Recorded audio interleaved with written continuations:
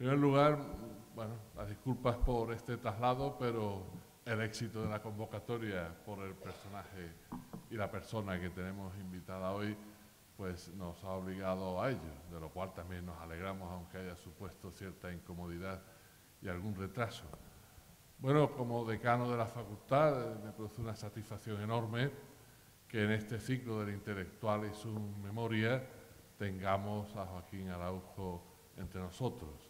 No es la primera vez que viene a esta Facultad de Filosofía y Letras. Ya lo hizo en otros momentos, hace ya algunos años, en una conferencia que tuvimos en uno de los auditorios, igualmente también con mucho público y muchas personas participando en aquel acto. Prueba entonces y ahora del interés que suscita nuestro conferenciante, hoy nuestro entrevistado, y un interés que viene dado por su trayectoria personal, su trayectoria profesional, de todos conocida, por una trayectoria donde se conjugan de manera muy fructífera tanto la acción como la reflexión, el compromiso como el pensamiento.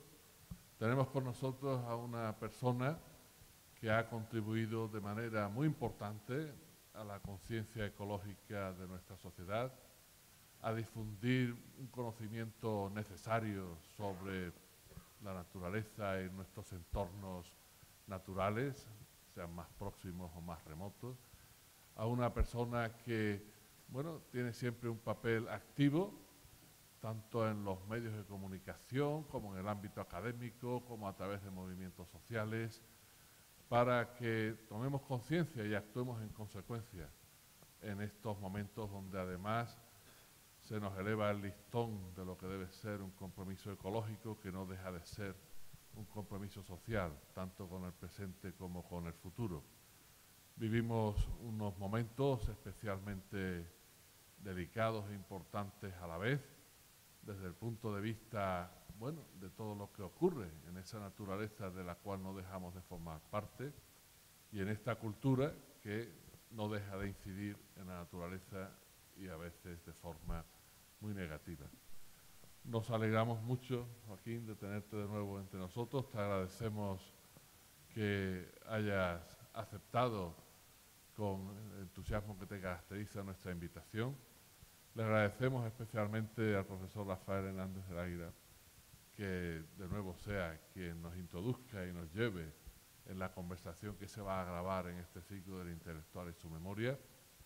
Aquí estamos estudiantes, profesores y profesoras, también personal de Administración y Servicios de nuestra facultad, de muy distintas titulaciones y especialidades, pero hoy nos convoca esta conversación con nuestro amigo y maestro también, Joaquín Araujo. Damos especialmente las gracias no solo al profesor Rafael Hernández del Águila, sino a los departamentos de geografía, promotores desde el dinamismo que les caracteriza de esta actividad.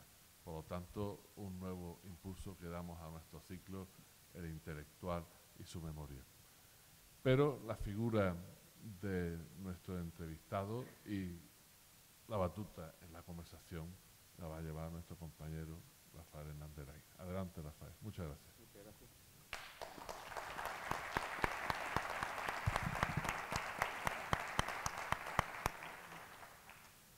Muchas gracias, querido decano. ¿Se oye bien? Muchas gracias, querido Joaquín, por dejarte una vez más.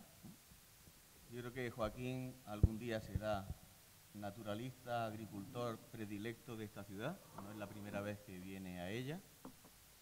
Yo lo he traído muchas veces al Seminario de Medio Ambiente, vino a esta facultad, como nos recordaba el decano, y siempre lo hace desde el entusiasmo, la generosidad y el amor a nuestra tierra, ¿no? Ya querríamos que muchos granadinos tuvieran la pasión por Granada que tiene Joaquín, ¿no? Siempre dispuesto a venir a nuestra universidad y a otra serie de cosas relacionadas con la defensa de la naturaleza, de la agricultura, de la vega.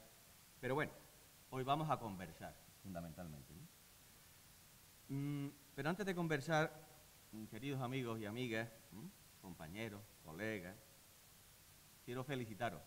Feliz Día del Árbol. Feliz Día de la Poesía. Feliz Día de la Primavera.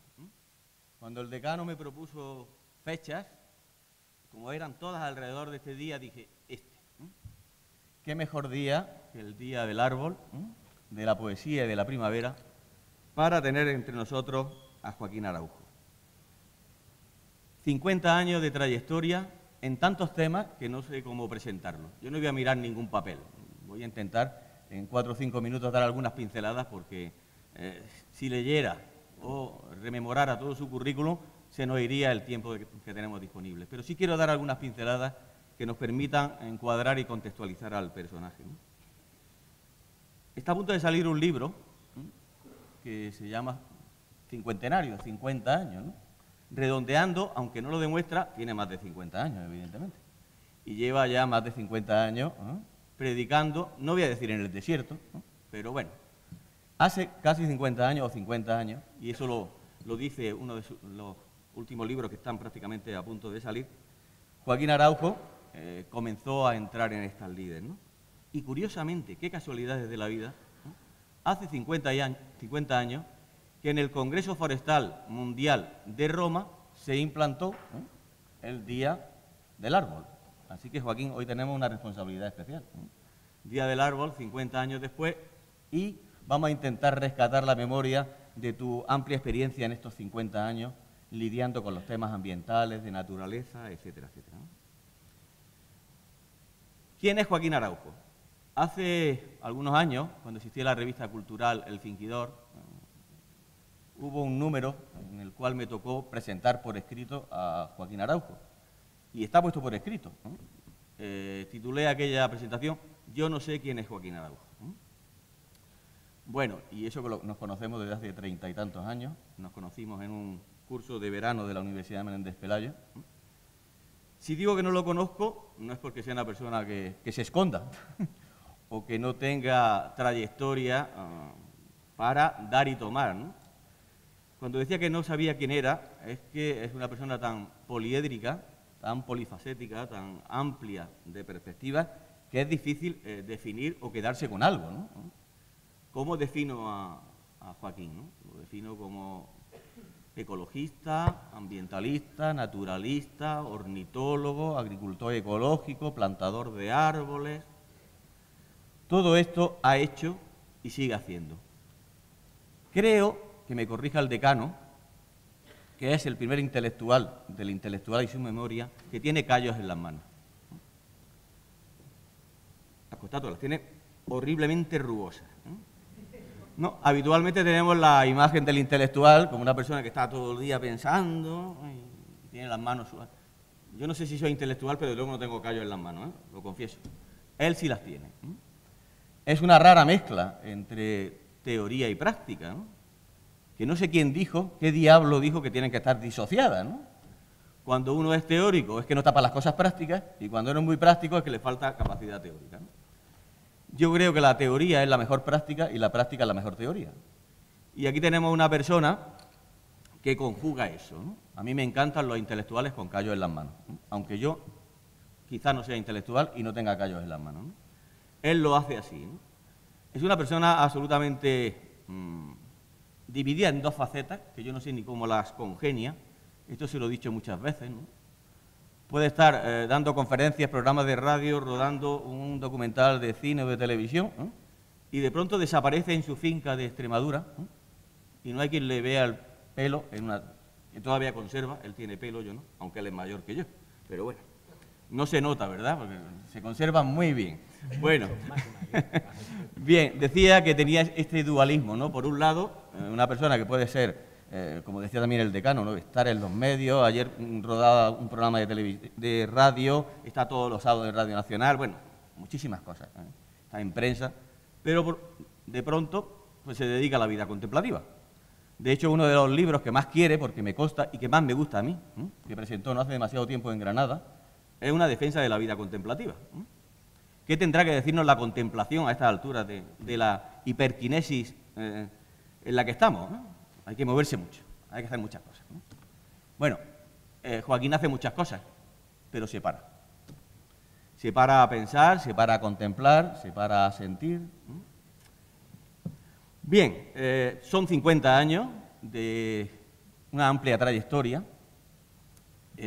con más de 100 libros publicados, más de 3.000 conferencias, yo qué sé, para aburrir. Eso lo vamos a dejar, Kine, ¿te parece?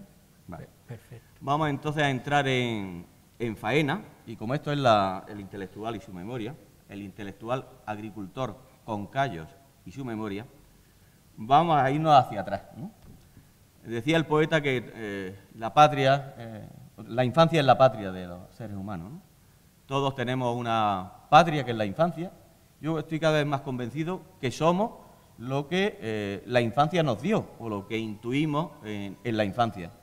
Yo estoy convencido, es una cuestión personal, y ya voy a dejar de hablar de mí, por supuesto, que parte de mi trayectoria en el campo ambiental, etcétera, proviene de que yo jugaba en el valle del río Genil, en la acequia gorda, y que hacía cabañas con cañas. Entonces, eso a mí lo tengo ahí, no de ahora porque ya cumpla una edad, sino sistemáticamente creo que esas percepciones, esos olores, esas sensaciones son las que nos construyen. Kine, primera pregunta. ¿Te hizo la infancia ecologista, agricultor, plantador de árboles, etcétera? Sí, descaradamente. Probablemente el rasgo más sorprendente, incluso para mí mismo, de esos primeros años de tránsito por este lado fascinante que es la vida, pues se marcaron en mí una apetencia fundamentalmente por dos grandes temas, que además contrastan fundamentalmente con mi entorno familiar e incluso los antecedentes cercanos desde un punto de vista genético, porque yo soy hijo, nieto, bisnieto, tataranieto y tataranieto de militares. Ya era hora que saliera un pacifista en la familia, ¿no? O sea pero lo comento así porque con 4, con 5 años yo pedía los aperos, las herramientas del mundo agrario para jugar.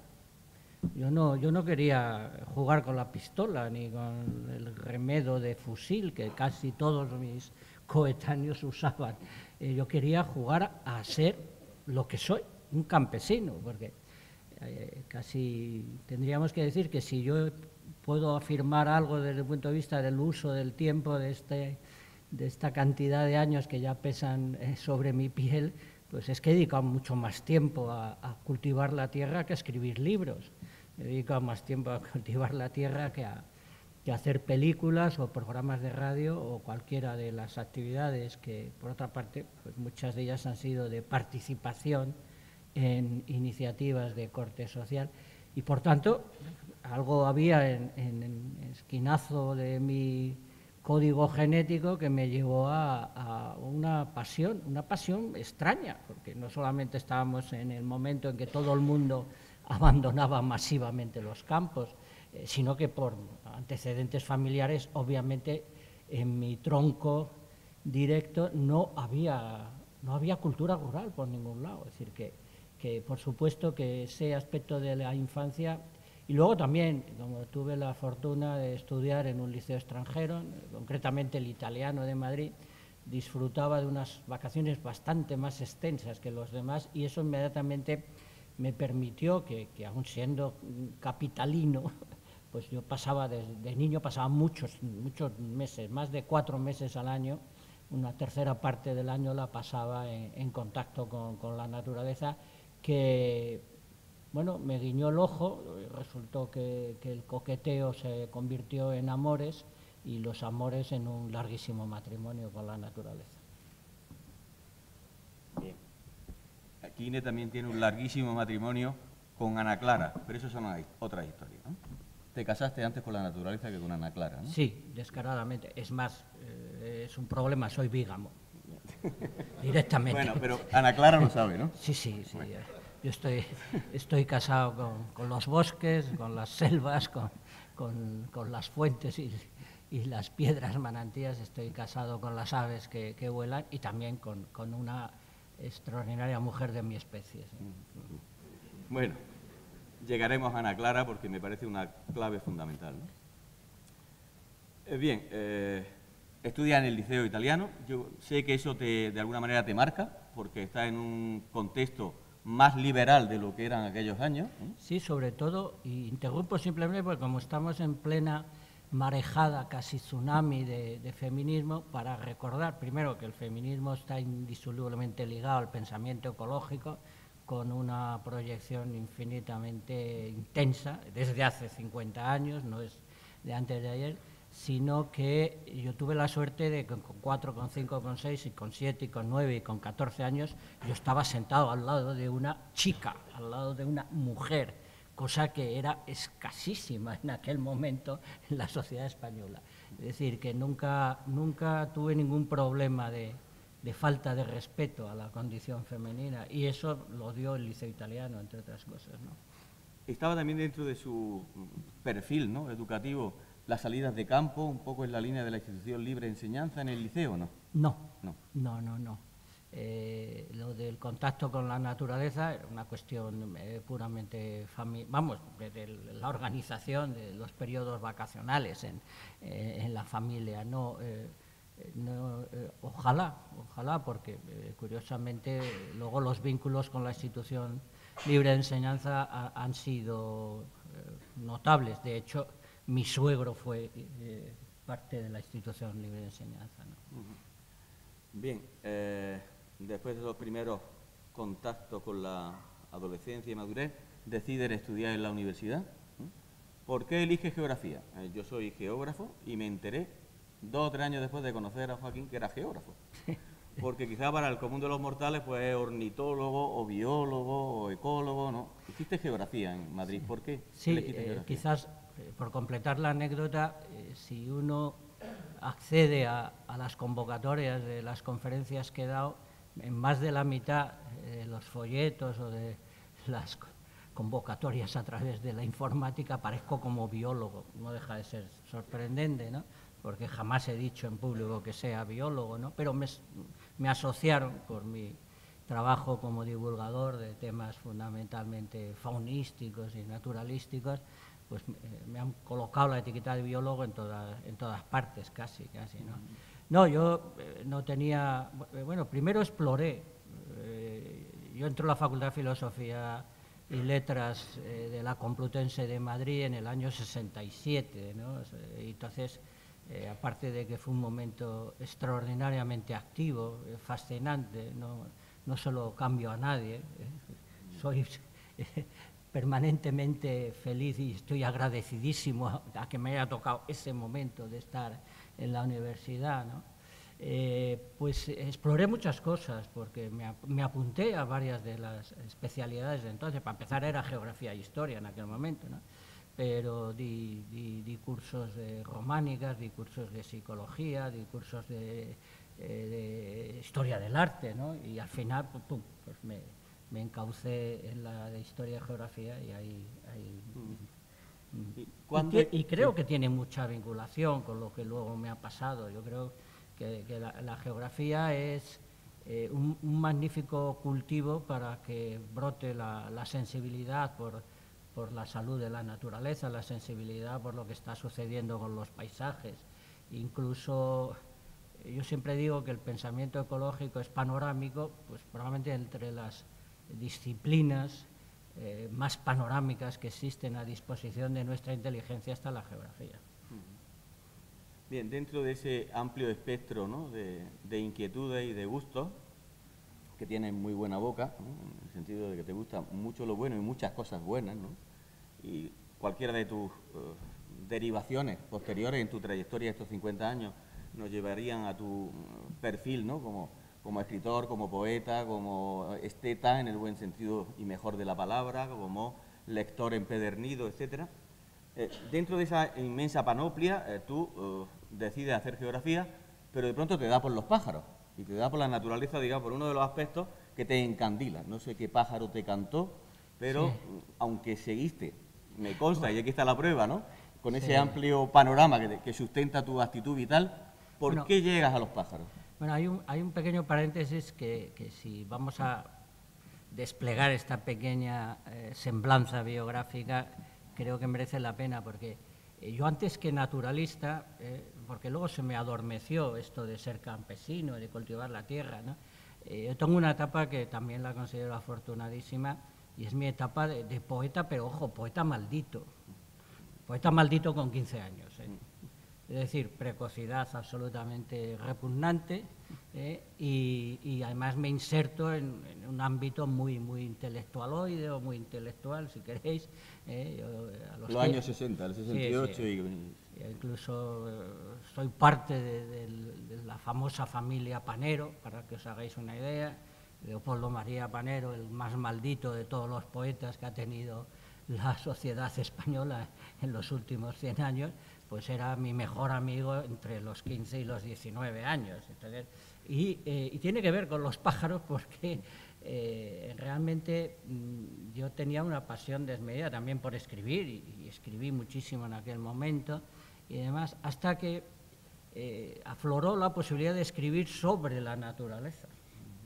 Eso es lo que de pronto se reconvierte y me conduce a que, incluso una cosa bastante sorprendente, yo no consideraba que, como demasiadas personas de esta sociedad, que fuera un tema muy literario, la naturaleza. A la postre, para mí es el más literario de todos, pero es que en un momento dado confluyeron las dos. Yo tenía ahí larvada la pasión por la naturaleza, yo disfrutaba muchísimo en el campo, y de pronto, si es que se pueden escribir muchas cosas sobre la naturaleza. Y entonces fue cuando inmediatamente, y eso fue justo al principio, al año 68, yo me apunto a la Sociedad Española de Ornitología, al WWF, y ahí empieza un poco el activismo ecológico y lo que ya acaba siendo profesión de divulgador de temas de naturaleza.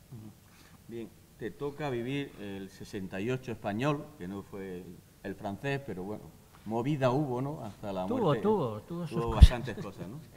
Y evidentemente tú te decantas, ¿no?, por un activismo, ¿no?, en el cual el centro está en la naturaleza, en la agricultura, en eso que te acompañaba prácticamente desde la infancia, ¿no? ¿Cómo se vivía en aquellos años de fuertes reivindicaciones políticas, ¿no?, el tema de la naturaleza, ¿no? Porque es importante desde el punto de vista de la historia del ecologismo, no solo español, ¿no?, sino mundial, ¿no? Y tú lo has vivido en primera persona, ¿no? Seguramente también ser el maldito o el raro dentro de los movimientos sociales reivindicativos o progresistas, ¿no? Sí, era algo extraordinariamente minoritario. Yo también, en ese momento, yo participé en lo que fue la pelea de los demócratas contra la dictadura. Yo fui sindicalista, era delegado de curso en Filosofía y Letras de la Complutense, me encarcelaron 7 veces, en fin, fue el activismo político convencional de los jóvenes del 68, ¿no? Pero también en el 68 por mi cabeza pasó que la verdadera rebeldía, que el verdadero enfrentamiento con el establishment, con el capitalismo salvaje, con la falta de democracia, era la ecología política. Pero me escindí de los convencionales partidos políticos y sindicatos para ser uno de los primeros ecologistas de este país, y caminé solo, en buena medida solo, porque la izquierda convencional para nada estaba dispuesta a dar ese paso. La verdad es que estos 50 años se pueden definir como un pequeño ir creciendo, una lenta comprensión también por el humanismo de izquierdas y por la izquierda política convencional. Cada vez van entendiendo mejor lo que es la ecología política, pero desde luego éramos 2 docenas de personas, como mucho, en el año 68. Y no siempre bien vistas, ¿no?, dentro del contexto de las reivindicaciones convencionales, ¿no?, de la época, ¿no? Desde luego, bueno, ya sabéis, la perversión.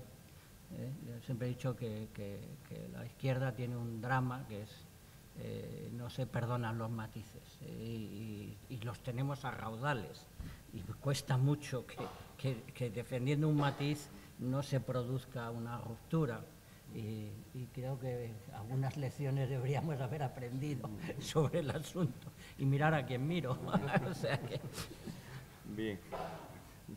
Le hubiera gustado mucho ese planteamiento tuyo a Paul Valéry, ¿no? Que decía, la verdad está en los matices, ¿no? Claro. Bien, ya empieza, digamos, tu compleja vida, ¿no? Tienes la enorme suerte de conocer a la mujer de tu vida, ¿no? Que dijiste, esta para mí, lo conseguiste, ¿no? Ana Clara, ¿eh? Te estabiliza afectivamente, sigues con las reivindicaciones políticas contra la dominancia de otros temas que eran más relevantes en aquel momento desde el punto de vista de las reivindicaciones sociales, pero tienes que vivir de algo, ¿eh? Pues estás acabando la carrera y te haces profesional, ¿eh? Sí. Y empiezas a trabajar ¿en qué, Quine? Bueno, la verdad es que se puede hablar de golpes de fortuna de un calibre extraordinario, ¿no? Primero, dar con una estudiante de Filosofía y Letras, de una vinculación, precisamente ella sí que estaba vinculada a la Institución Libre de Enseñanza y demás, pero que estuviera dispuesta a aguantar el tirón de grandes caminatas por los campos. Una vez casi la mato de congelación a la pobre porque me siguió en una expedición de observación de aves con medio metro de nieve por la Sierra de Guadarrama. Estas cosas, pues claro, que aceptara eso una delicada mujer y tal, pues ya es un golpe de fortuna. Lo siguiente es que inmediatamente se aceptó por parte de lo poquísimo que había de expresión cultural hacia el resto de la sociedad vinculada a la naturaleza, el que yo escribiera. Entonces yo empecé, había 2 revistas solo en España que tocaban un poco, podías a veces colarte en alguna revista de caza, en alguna revista de agricultura, ¿no? Pero yo empecé a escribir cosas de divulgación y además con un sello que nunca se ha separado de mí y que ha sido tanto para la Edicia como para el Tormento. Yo siempre he escrito poéticamente y nunca se entendió que yo hiciera divulgación científica con estilo poético, y aún así he perdurado y ahí está lo que he publicado a lo largo de los años, pero llamó la atención un poquito, lo suficiente como para que hubiera un poquito de nombre, sonara ahí el nombre. Y pasaron 2 cosas casi consecutivas. Por un lado, que pude convertirme en el primer ornitólogo profesional de la historia de España, es decir, porque salió un puesto de trabajo vinculado a la Cátedra de Cordados de la Facultad de Biológicas también de la Complutense, pero inserto entre la Sociedad Española de Ornitología. Yo opté a ese puesto y empecé a trabajar en censos de aves, en estudios concretos, y se me pagó una miseria, pero se me pagó por ser ornitólogo, ¿no?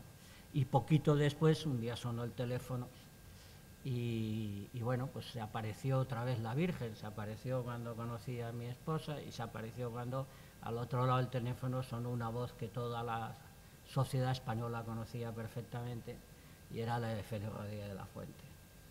Querido Joaquín, quiero que trabajes conmigo.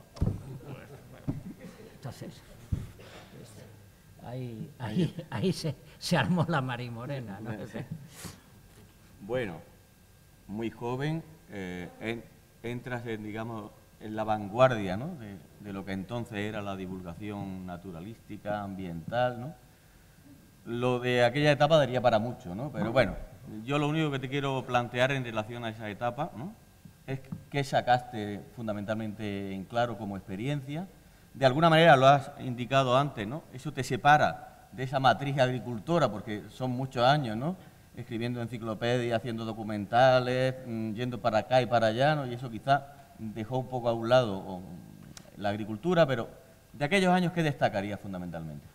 Bueno, también hay que esto va a ser una biografía ya casi completa, no sé a dónde vamos a ir, pero bueno, también abro un paréntesis porque es una cosa muy, muy simpática y que además tiene mucho que ver con el espíritu del 68, precisamente. Yo no aparqué del todo la agricultura, es más, con 17 años fundé un kibutz en España, fundé una comuna semiagraria, semi-hippie, y como detalle, pues os puedo decir que una de las personas que estuvo integrada en esa colectividad, éramos 8 o 9 chicos y 8 o 9 chicas, pues una de las chicas era Elena Salgado, que acabó siendo vicepresidenta del gobierno de España, es decir, que fue hippie y cultivó un poquito la tierra. La verdad es que no se agachaba mucho, Elena, pero estaba entre estas cosas. Siempre estuvo lo de la agricultura, lo de trabajar con las manos, ver crecer a lo que nos alimenta, eso siempre ha estado, pero bueno, en la etapa en que estamos ahora, pues claro, yo me dediqué mucho a ser naturalista. Fue un privilegio. Yo recorrí este país de la mano, pues, de un Francisco Bernis, catedrático de Cordados, la persona que más sabía en España de aves. Aprendí a reconocer el canto de los pájaros de la mano de un maestro, a introducirme seriamente en el paisaje, lo cual tenía mucho que ver con geografía también, y a estar ya en un mundo que empezaba lentamente a abrirse, porque poco después, a partir del año 70-71, se produce una eclosión verdaderamente espectacular de grupos ecologistas, de asociaciones, de observadores, de especialistas en distintos grupos zoológicos. Empezó a haber un poco un auténtico crecimiento, ¿no?, del mundo de los aficionados a cuestiones vinculadas con la naturaleza. Bien, llegan los años 70 y hay otro elemento que me parece muy importante, no porque sea, digamos, una biografía pura y dura, pero los aspectos biográficos, en tu caso, son insoslayables, ¿no?, pues porque confluyen muchas cosas, ¿no? Y entonces muchas de tus apuestas personales, ¿no?, explican no solo tu trayectoria personal, sino también lo que ha sido la historia de la naturaleza, su defensa, de la agricultura, etcétera, ¿no? Hay un elemento que para mí es fundamental en tu trayectoria, ¿no?, y que plantea un poco cuáles son las líneas directrices de tu ejemplo, digamos, como persona que ha vivido estos 50 años de vaivenes en estos campos, ¿no? Aparece Bento, ¿no? Tú vas por Extremadura, ¿no? Estaba ya trabajando, evidentemente. Sí, aparece Bento en el año 76. Exactamente. Bueno. Y decide hacer una inversión extraña, ¿no? No sé si ruinosa, no lo es, desde el punto de vista de la naturaleza no lo es en absoluto, porque forma parte de tu biografía personal, sentimental, intelectual. Yo estoy seguro que sin ese medio año largo que te pasa contemplando arroyos y relieve apalachienses, ¿no?, en la Sierra de Guadalupe, pues seguramente no hubieras llegado a donde has llegado ahora, ¿no?, y no hubieras trabajado como has trabajado, ¿no? ¿Qué te lleva a Bento, ¿no? ¿Y qué significa Bento, esta maravillosa finca, ¿no?, que compra hace 40 años en unas situaciones lamentables, ¿no?, y que ahora es un bosque mediterráneo, ¿eh?, en el que tú has plantado más de 25.000 árboles en los últimos años? ¿Qué te lleva a Bento? Bueno, fundamentalmente, pues esa recuperación de la raíz de esa infancia que hemos mencionado en los primeros instantes de este encuentro. Yo, precisamente por la fortuna de haber sido fichado por Rodríguez de la Fuente, pues de pronto pasé de ser una de las personas más pobremente remuneradas del país, porque yo dependía de ayudas a la investigación que había que fraccionar 20 veces para, en fin, en los años primeros 70, la Complutense de Madrid pues se vivía, no sé si tan precariamente como hoy, pero desde luego bastante tal, y de pronto empecé a ganar dinero por escribir. O sea, es que era un milagro. A mí lo que más me gusta de esta vida es cultivar la tierra, y lo segundo, o intercambiable, escribir, y resulta que alguien me pagaba, y me pagaba muy bien por escribir. Y entonces, de pronto resulta que tenía algo de dinero, y en cuanto vi que tenía algo de dinero, yo quiero comprar una tierra, un suelo, yo quiero vivir como campesino, ¿no? Y afortunadamente, pues, tercera aparición de la Virgen, tercer rasgo de afortunadísima circunstancia, pues yo ya estaba enamorado de la comarca de Las Villuercas, hoy Geoparque, uno de los lugares más fascinantes desde el punto de vista geológico del país, y luego, por supuesto, también botánico y faunístico, y que empecé a buscar un lugar donde instalarme, donde vivir. y hay que acotarlo. Tuve el golpe de fortuna de que tenía dinero para comprar 1 millón de árboles. Así puede quedar resumida la cosa. Arboladicto soy, y soy arboladicto porque soy poeta y es inseparable. Y ahora ya aprovecho, no se nos vaya a escapar el tiempo, porque hoy día de la poesía y del árbol no puede haber mayor confluencia y coherencia interna. Y no estamos ya en el aula García Lorca, pero pensad que la mejor definición de poesía que se ha escrito nunca es la más corta. Solo tiene 3 palabras y es de Federico. Poeta es árbol. Y por tanto, en el Día de la Poesía y del Bosque, pues hay que decirlo, o como acabo yo de lanzar por las redes sociales, pensemos que el Bosque ha publicado todos los libros, por lo cual todavía hay mayor coherencia interna en que el Día de la Poesía y el Día del Árbol vayan de la mano, porque la poesía y el árbol es lo que más primaveras mantiene sobre la sensibilidad de las personas. Decía Aldo Leopold, ya que veo aquí algunos montañeros, ¿no?, que había que pensar como una montaña, ¿no? El Leopold, como sabéis, es uno de los padres, ¿no?, del ecologismo moderno. Era un ingeniero, pero un ingeniero con sensibilidad. No sé qué pensaría Aldo Leopold si ahora fuera a la zona donde tenía su finca, donde la están machacando para fracking, ¿no? Entonces, el espacio arenoso, aquel que cita... Bueno, no vamos a entrar en esa... Aunque tendríamos que entrar, porque claro, teníamos que plantearnos qué hemos ganado y qué hemos perdido en los últimos 50, 100 años, ¿no?, de reflexión ambiental, de activismo ambiental, ¿no? Totalmente de acuerdo. Yo creo que hay que pensar como una montaña y como un árbol, ¿no? Bien, en ese sentido me parece indisociable. Es mejor pensar como un árbol, Bueno, no te lo van a perdonar los montañeros, que hay algunos. Pero bueno, algunos me oyó en la clausura del Congreso de las Montañas. Por supuesto que es más, yo no entiendo la vida sin un horizonte elevado, desobediente, queriendo escapar de este mundo.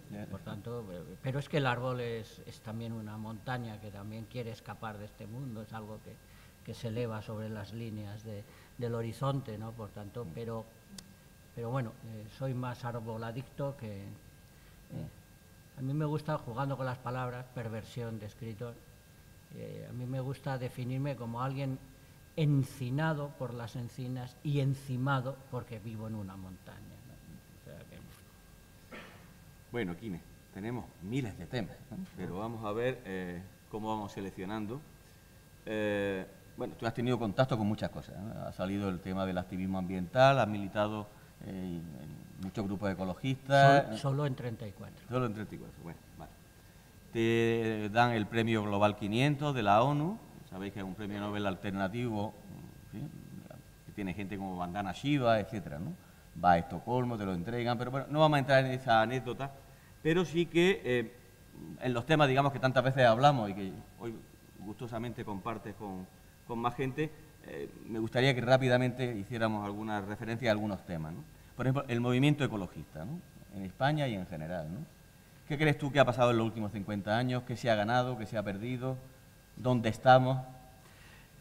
Bueno, se pierde la candidez de la adolescencia, ¿no?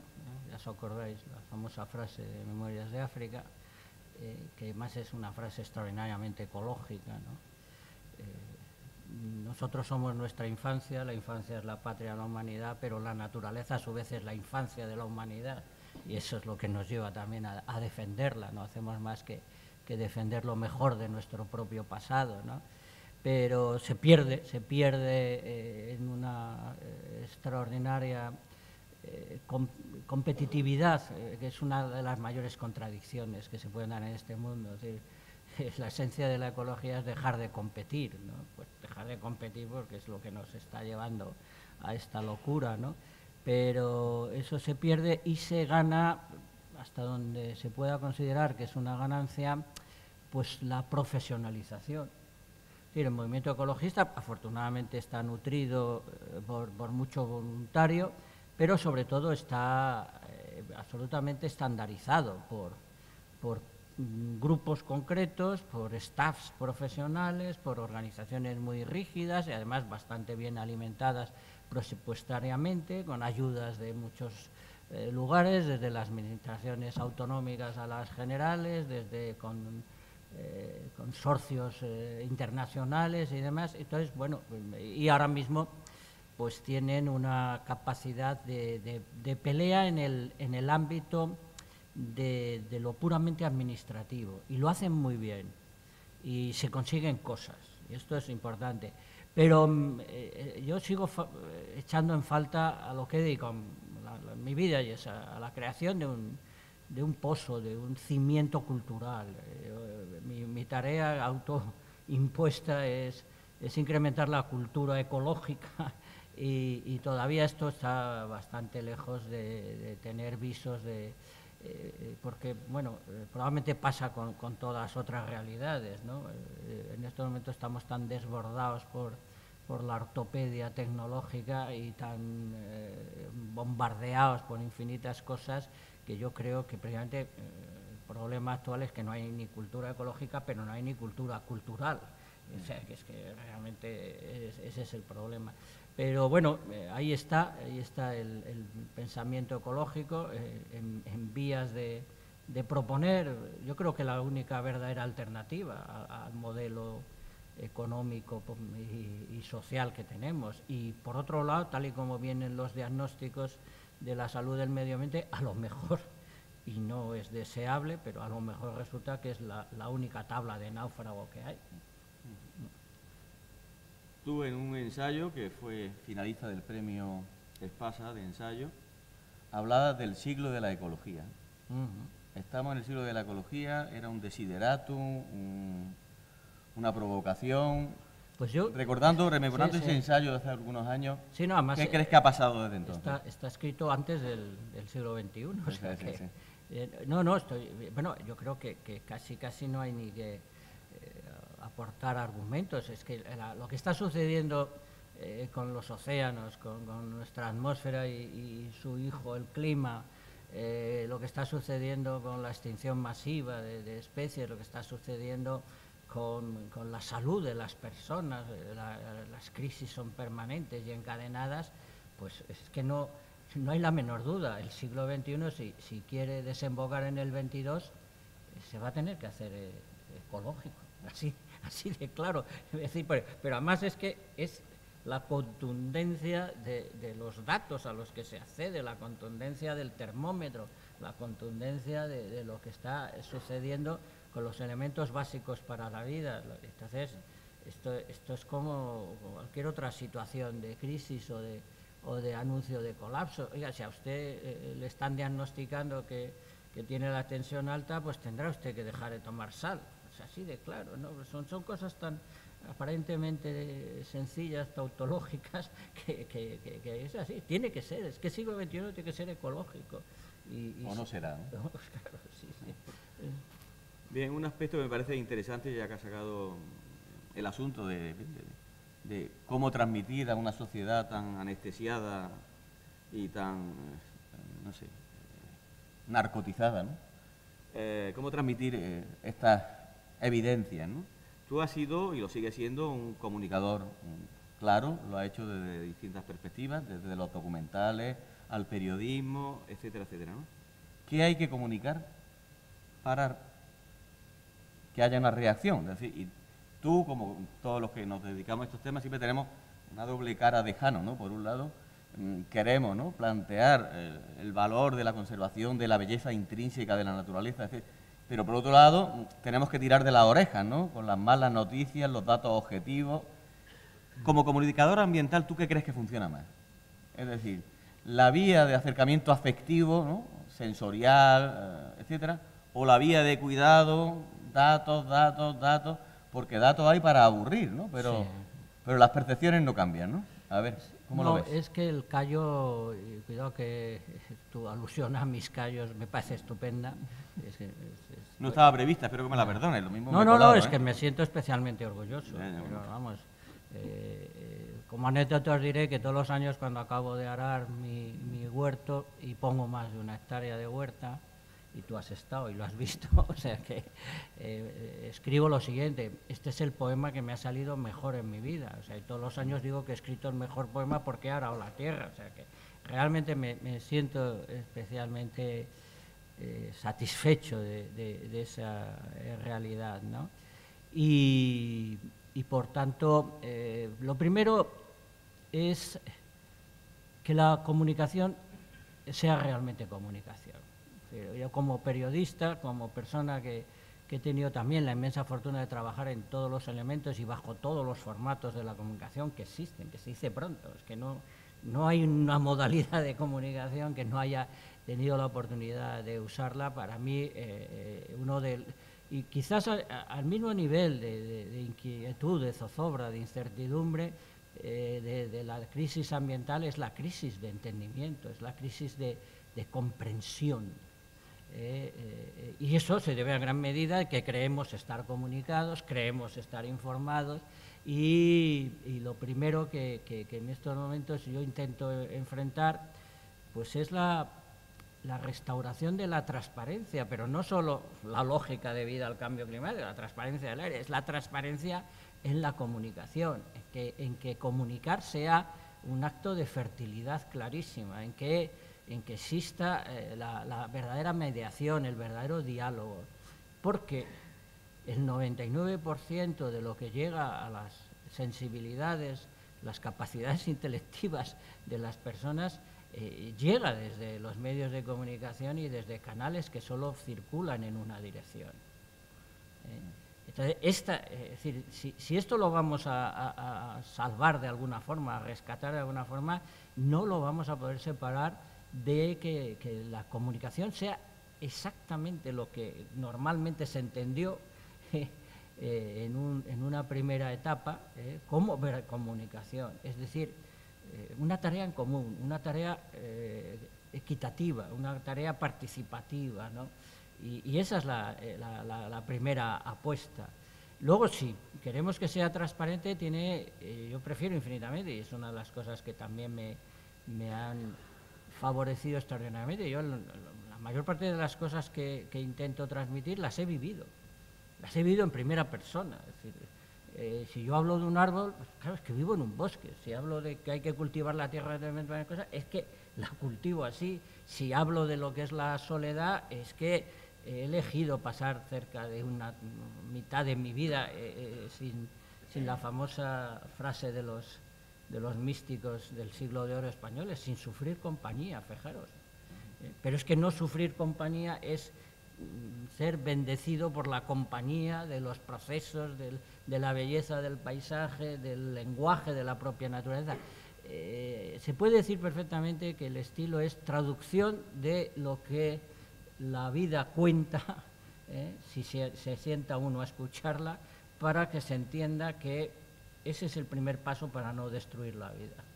Es decir, el diálogo con el paisaje es posible, y cuando se consigue establecer un determinado tipo de relación, que puede llegar a ser muy íntima, se ha dicho de paso, es cuando tienes fuerzas para pelear porque eso no siga desvaneciéndose y así. Pero precisamente también de ahí nace la dificultad. Es muy poca la verdadera comunicación que circula, y como se lee poco y se escucha menos, pues también hay que superar esas barreras, ¿no? Sí, a veces se nos dice que tenemos una enorme facilidad para comunicarnos, ¿no? Que estamos instalados en la sociedad de la información, el conocimiento y la inteligencia, pero la comunicación que uno ve, evidentemente no es una comunicación, como tú dices, ¿no? Que permita un diálogo real, ¿no? Con conocimientos establecidos. No es posible la comunicación ambiental ni ninguna comunicación desde el analfabetismo absoluto, ¿no? Y desde la incultura, ¿no? Creo que en eso estamos totalmente de acuerdo, ¿no? Que uno de los grandes problemas de la comunicación ambiental es que es difícil de hacer en una situación de absoluta incultura o desconocimiento, ¿no? Y no olvidemos que a pesar del gusto que nuestra especie tiene por la tragedia, es muy poco eficaz. Es decir, como periodista que he estado en casi todos los puntos neurálgicos. Estuve 11 años escribiendo en El País, llevo 44 temporadas en Radio Televisión Española. Aquí las catástrofes, bueno, resbalan con una facilidad, y he hecho esta observación porque es lo único que explica que no se tomen medidas contra el cambio climático, que no es que sea algo que asoma por el horizonte, es algo que ya afecta desmedidamente a la vida de casi todo lo que vive en el planeta. ¿Sí? ¿Y por qué no se ha reaccionado? Pues precisamente porque estamos absolutamente vacunados contra la catástrofe, ¿no? O sea, ya que has citado el periodismo, otro de los frentes de activismo, ¿no?, estuvo en la ambientalización, por así decirlo, del periodismo, ¿no? Estuviste en la vanguardia de la creación de la Asociación de Periodistas Ambientales de España. sí. ¿Cómo casa, digamos, la información ambiental en la estructura habitual de los medios periodísticos, ¿no? Poco y mal, con dientes de sierra, sin duda. Ahora estamos en un momento espectacularmente alto de la historia del periodismo ambiental. En estos momentos casi todos los grandes medios, radiofónicos, televisivos y en papel, están publicando, están dando a conocer muchos temas ambientales. Pero a lo largo de estos 50 años también hemos estado prácticamente eliminados del panorama. Ha habido épocas en que, bueno, es que no entraba una noticia vinculada con naturaleza y medio ambiente ni a tiros, y mucho menos lo que puede ser. Bueno, yo tengo también la suerte de que casi todo mi periodismo ha sido de opinión. Yo nunca he hecho lo de dar una noticia de que pues la Nalcoya se ha roto y Doñana ha quedado contaminado. Yo no he dado noticias convencionales. He tenido la suerte de hacer periodismo de opinión. Y se puede decir una cifra desde un punto de vista estadístico. Lo vinculado con la naturaleza, el medio ambiente, los medios de comunicación, raramente ha superado el 1% de la presencia en los medios, ¿no? Si lo extrapolas a los presupuestos de las administraciones, pasa prácticamente lo mismo, y entonces, pues sí. Y esto es fundamental, o sea, desde un punto de vista de un contexto social y político, se ha considerado invariablemente a la naturaleza y al medio ambiente, pues, si queréis, hasta lo podemos juntar todo, en una sola palabra, al entorno se ha considerado un tema menor, tema muy menor, y el drama es que se puede demostrar perfectamente que es el tema mayor. Es decir, esta es la pelea. Mi pelea ha sido eso, intentar convencer a esta sociedad y a los que controlan los medios de comunicación que no hay tema mayor, y además no lo dice solo la geografía, es que lo dice la historia, lo dice la filosofía, lo dice la física, lo dice la química, lo dice el sentido común. Es la vida, señores, es la vida. ¿Cómo es posible que la vida sea lo menos importante para los vivos, que somos los seres humanos, ¿no? Última pincelada en relación al valor, no ya, digamos, de la opinión en estos temas o de la denuncia ambiental o de lo que puede salir en los medios de comunicación en relación a los conflictos ambientales. En relación a algo que ha ocupado una parte muy importante de tu vida y que también es importante en el sentido de que ha podido establecer puentes de comunicación entre los conocedores, amantes de la naturaleza, ¿no?, y la población en general. ¿Qué papel crees tú que tienen los documentales ecológicos? En fin, tú has hecho muchísimas cosas muy hermosas, muy premiadas. ¿Qué crees tú que la gente ve en estos documentales y desde el punto de vista de la propedéutica o de que fueran de alguna manera demostración de algo para producir cambios, ¿no?, cognitivos, perceptivos, etcétera? ¿Qué papel crees que juega hoy esos documentales? Pues otra vez más, un abismo entre la dicha y el tormento. Es decir, que yo creo que estuve a punto del suicidio, fijaros lo que estoy diciendo, el día que... Y tardé en percatarme, porque yo había hecho más de 200 películas, ¿no? el día que viniendo precisamente hacia acá, en un viaje, iban delante de mí dos personas que iban comentando una observación naturalística. Y cuando oí la frase, oye, parecía la televisión, y estaban comentando que habían encontrado una concentración extraordinaria de vida salvaje, no eran concretamente las famosísimas migradoras grullas, ¿no?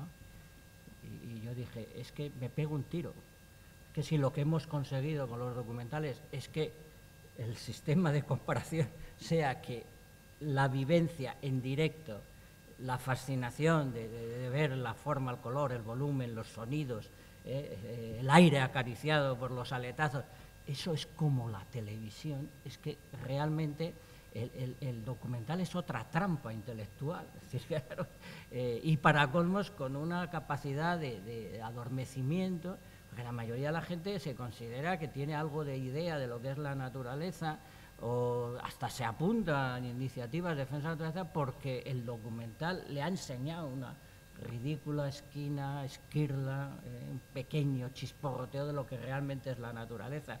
Y digo delicia y tormento, ojo, el lado del tormento es que se pueda establecer la comparación exactamente al revés de cómo se debe vivir e interpretar, ¿no? Cuando tú no veas un documental y decir, oye, pues esto es eso mínimo que ha pillado una tecnología y que el panorama de fuera es la verdadera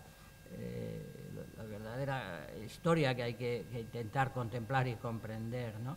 Pero sin documentales de naturaleza, incluso pues, lo que ha sido todo un estilo cinematográfico en todos los grandes países del mundo, desde un punto de vista de que tengan posibilidad de una industria cinematográfica, son inseparables del movimiento ecologista, son inseparables de cientos de miles de vocaciones de biólogos, de veterinarios, de ingenieros de montes y demás, son inseparables del propio movimiento ecologista, ¿no?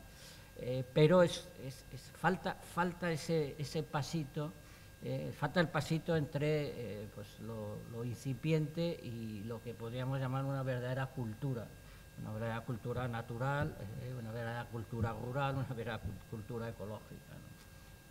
Bien, digamos, esa intermediación audiovisual no ha ido sino a más. Es decir, Sí. Cada vez está todo más predigerido, filtrado, estandarizado, homogeneizado, pasteurizado, etcétera, etcétera, ¿no?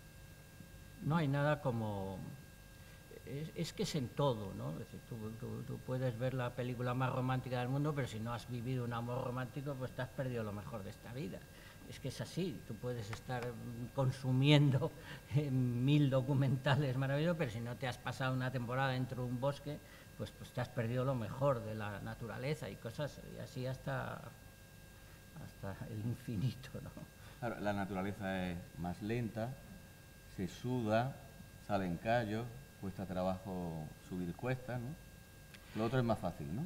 Sí, pero es la naturaleza, es el más bello espectáculo del universo. La naturaleza en el planeta Tierra es la más hermosa de las condiciones posibles y es al mismo tiempo la posibilidad, ¿no?, de tener algo de sentido, ¿no? Lo que activa tu capacidad de comprensión, lo que le da un halo de maravillosa fascinación, asombro, misterio, indagación, exploración a nuestras vidas, ¿no? Entonces, la naturaleza es la gran amante, la que te comprende mejor y también la que te desafía y te mete en situaciones a veces extraordinariamente difíciles, ¿no?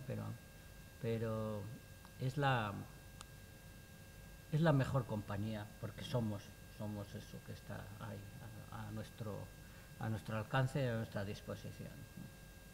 Bueno, aquí vamos a dejarnos de filosofía y vamos a hablar de temas serios. Te propongo una trilogía, ¿no? Política, economía, educación, ¿no? Se supone que todo esto tiene que ser transmitido, ¿no?, a través de procesos educativos. Se supone que tiene que estar contemplado, ¿no?, en una estructura socioeconómica. Se supone que tiene que estar gestionado por la política, ¿no? A mí me consta que tú lo has intentado de muchas maneras. Una de las cosas que dices muchas veces es que has sido dimisionario. ¿Cuántas veces has dimitido? 14, creo, sí. Tienes 14, coleccionas dimisiones, ¿no? Sí, entre ellas he sido asesor de 4 o 5 ministros y ministras y tuve que dimitir todas las veces. Claro. Bueno, fuiste uno, si no el primero, uno de los primeros responsables del CNEAM, del Centro de Educación Ambiental.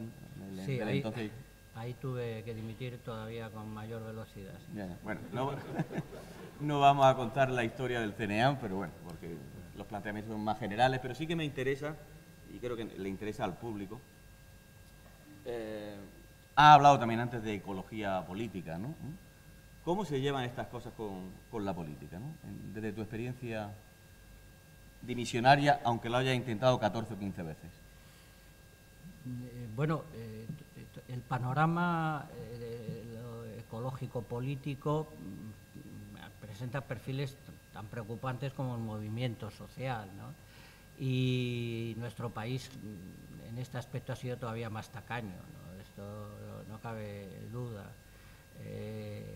Probablemente deba pasar por una verdadera opción política bien estructurada y tal, pero bueno, ya no hay que más que mirar el panorama actual, ¿no?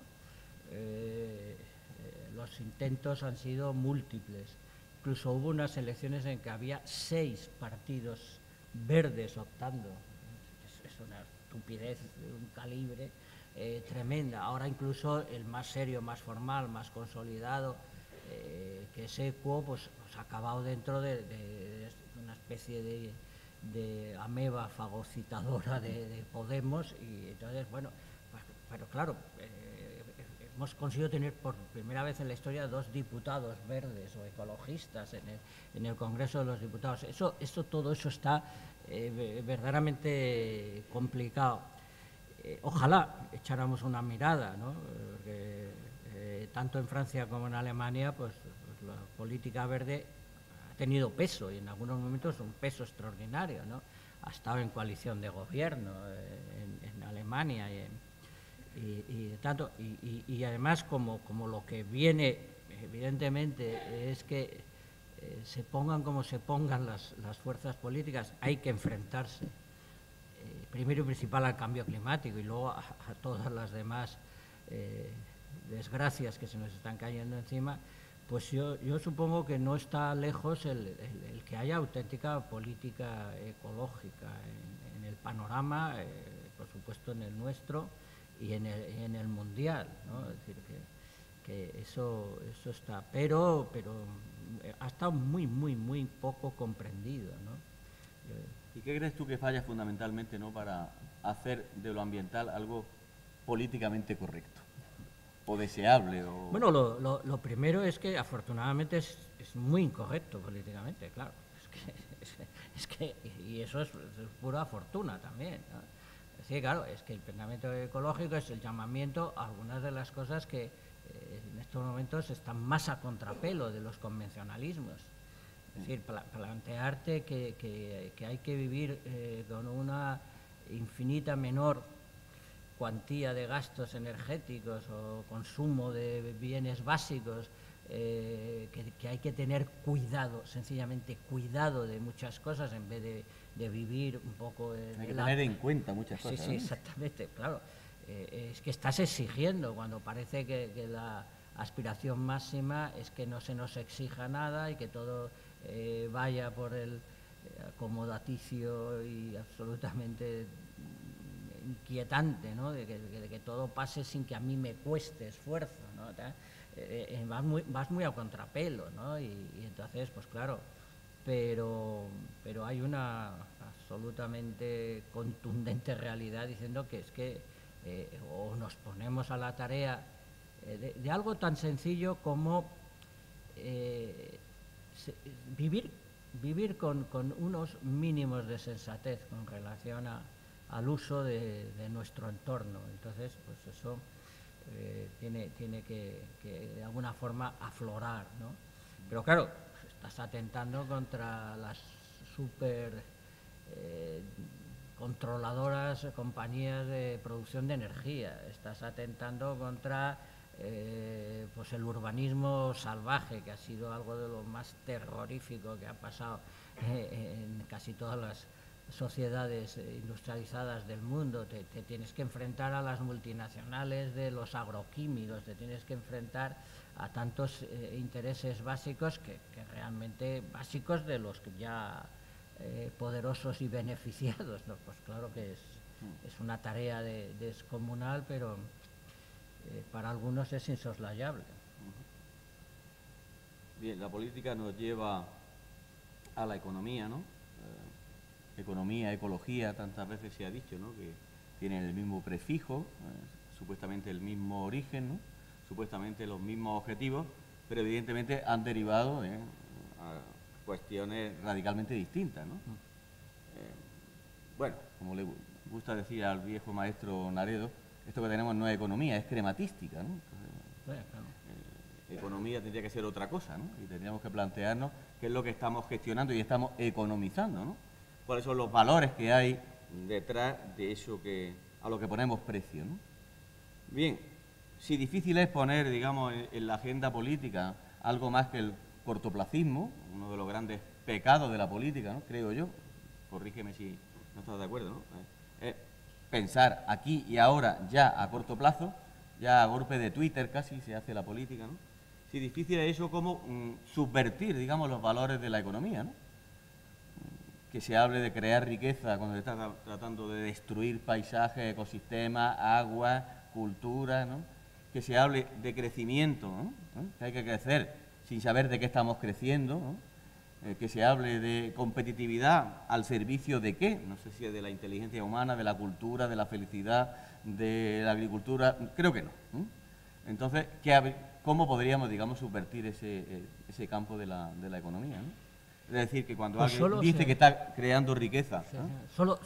Y está destruyendo el mundo, y entonces decimos que está creando riqueza. Todos nuestros alcaldes de la área metropolitana creaban riqueza, lo recordamos, ¿no? También en Madrid y en todos lados, ¿no? Sí, sí. A ver. Pues solo se puede hacer de una forma. Inicialmente, y esto es importantísimo, doblemente desarmados. Es decir, que no podemos utilizar los convencionales métodos que de alguna u otra forma supone ejercicio de dominaciones y demás. Por supuesto, ni remotamente ninguna forma de violencia se puede utilizar para que las cosas se reviertan, pero también doblemente desarmados porque la mentira es el arma más poderosa de la política actual, y en el momento que uses tú también la mentira, pues ya estás armado, ya eres otro violento. Y por tanto, una vez más, me remito a lo que he dicho antes de la transparencia. Esta es una pelea por la transparencia en las aguas, en los aires, en la comunicación y en la comprensión de la realidad de este mundo. Y con esa transparencia, hablar de lo que es verdaderamente cierto, real. Es que es asombroso que esta especie nuestra esté dispuesta a creer casi todo menos lo más real que existe. Y lo más real que existe es la vida, utilizando ciclos y procesos de autosostenimiento y de autorrenovación para que sea posible cualquier otra vida en el futuro. Entonces, ¿qué es lo que es verdadera riqueza? Eso.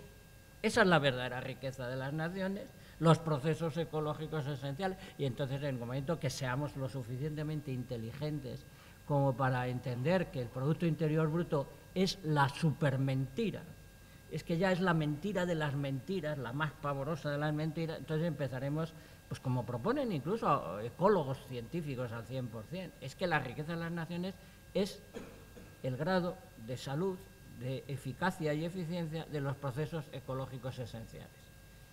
Si la vara de medir es vivaz y vitalista, evidentemente tendremos otras formas de estar en el mundo, otras formas de valorar, otras formas de relacionarnos. Es cambiar las reglas del juego.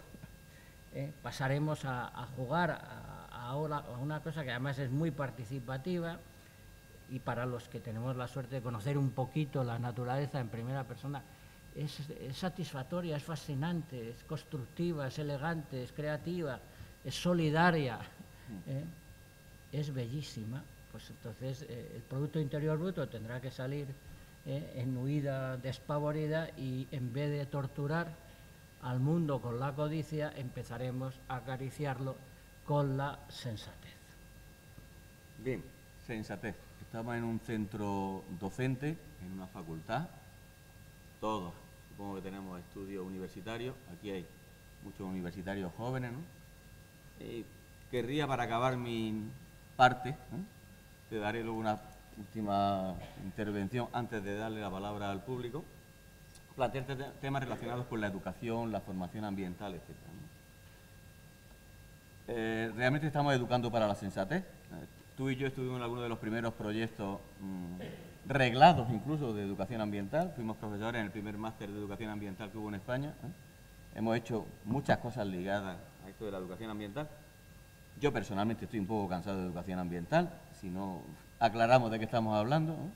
¿En qué sentido crees tú que las instituciones educativas, ¿no?, están educando en esta cultura ambiental, están dando los conocimientos obvios, evidentes, necesarios, ¿no?, para producir un cambio, ¿no?, individual y social, ¿no?, que permita, ¿no?, poner en entredicho y filtrar, digamos, todas esas supuestas verdades absolutamente manipuladas?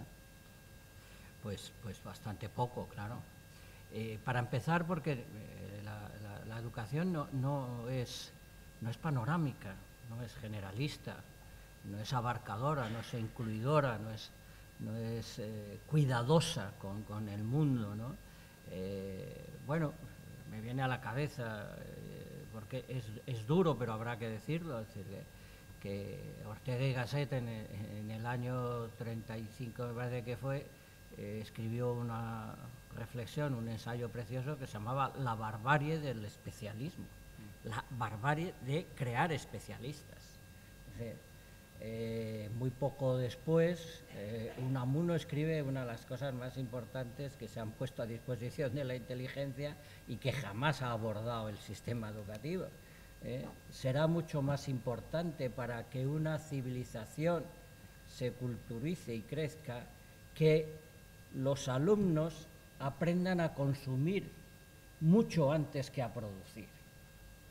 Fijaros, qué anticipación, qué inteligencia. ¿A quién le enseñan a consumir en el sistema educativo? Y por otro lado, todo compartimentado, todo ahí enclaustrado, porciones mínimas y ridículas de especialidades y demás, cuando el mundo necesita una mirada que viaje desde lo científico a lo humanístico, que viaje desde las habilidades para el uso de las tecnologías, pero no menos las habilidades creativas y tal. Es que es un reduccionismo extraordinario. El sistema educativo apuntala la competitividad. Y eso es tragedia, pura tragedia. Claro, estamos bastante lejos. Y luego, y esto ya es una cuestión ya muy personal, ¿no? Es decir, todo lo que se aprende bajo techo hay que ponerlo en cuestión, ¿no? Esto lo dijo en gran medida Nietzsche, que aunque estaba loco, pues también decía cosas tan lúcidas, ¿no? Es decir, que hay que aprender cosas sin techo sobre las cabezas, ¿no? Entonces eso es fundamental. Y hasta que no haya una asignatura en todos los niveles de la educación, en todas las especialidades, desde los parvulitos hasta posgrado, hasta las maestrías de posgrado, que se llame vida, hasta que no exista eso en el sistema educativo, esta sociedad despreciará la vida, de la que depende, para colmos. O sea que... Bueno, yo seguiría hablando de muchas más cosas, pero tengo la oportunidad de hacerlo muchas veces contigo, Kine. Me voy a callar ya, ¿no? Gracias por intentar y conseguir ser agricultor, poeta, escritor, activista, ¿no? Porque si todos fuéramos o intentáramos ser un poquito más eso, otro gallo nos cantaría, ¿no? Antes de dar la palabra al público, no sé si a lo mejor el decano, ¿no?, que tenemos un excelente decano, muy culto, ¿no?, debe ser porque es de filosofía, quiere apuntar alguna cosa o... Bueno, será por la agricultura. Uno viene también de medios rurales. Prefiero que hable el público, pero para después, en todo caso, hay tres cuestiones que me preocupan especialmente. Me gustaría saber tu opinión. Una, la cuestión de los transgénicos. Y no ya los transgénicos para producir insulina, sino los que se cultivan en grandes hectáreas. Para colza, para cerdo en China.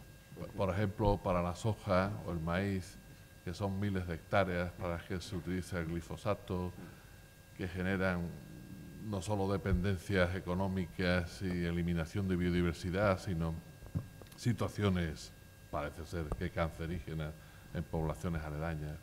Esa es una cuestión.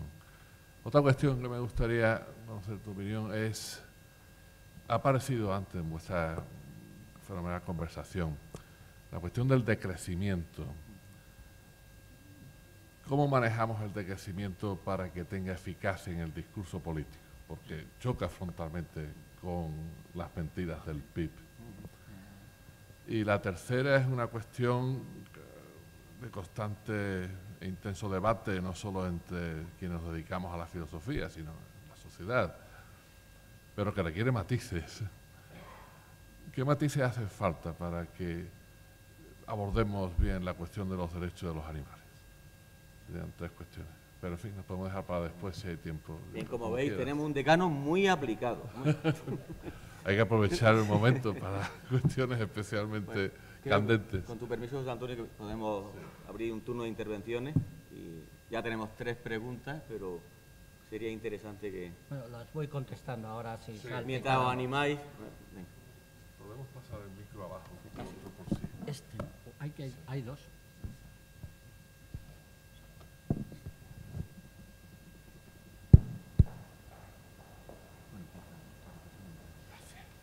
Bueno, voy contestando a las 3 cuestiones que nos plantea el decano. Los transgénicos únicamente tienen una cierta legitimidad, además es una cuestión fundamentalmente ética, no es ni técnica ni siquiera es ecológica, es para algunos procesos relacionados con la recuperación de la salud humana. Para todo lo demás son absolutamente inquietantes, peligrosos, manipuladores y controladores. Y como es un tema tan amplio que merecería dedicarle pues, como mínimo los 50 minutos convencionales de una conferencia, lo voy a relacionar con lo que considero más importantes. Atentan directamente a la libertad, contra la libertad de los seres humanos y atentan de paso a una de las obligaciones morales más urgentes a asumir como tales, y es para colmo el anatema número 1 para los economistas, y no digamos los economistas liberales y los de la globalización. En estos momentos es absolutamente necesario ser autosuficientes. Cuanto más autosuficiente sea el que sea, desde el agricultor individual, como es mi caso, a cualquiera de los estamentos de organización, esta facultad debería ser autosuficiente, por imperativo moral, porque cuanto más autosuficiente sea cualquiera de las realidades autoorganizativas o organizativas de esta sociedad, más suficiente será el mundo para todos los habitantes y toda la vida del mundo. Y los transgénicos te convierten en dependiente, es decir, en todo lo contrario, y dependiente de una multinacional. Es algo, es decir, la importancia no es, que por supuesto hay muchas investigaciones, muchos estudios de la contaminación con transgénicos, de tal, es un problema de libertad, y por tanto, para mí el transgénico, sobre todo el transgénico en agricultura, es el encarcelamiento, porque la autosuficiencia tiene mucho que ver con una de las aspiraciones más legítimas y más bellas del ser humano, que es la libertad. Es depender menos de... O sea, asumir que dependes de los procesos ecológicos esenciales y que no tienes por qué depender de una fábrica de semillas en Ohio. Es que es así de concreto. Bueno, allí hay una... Sí.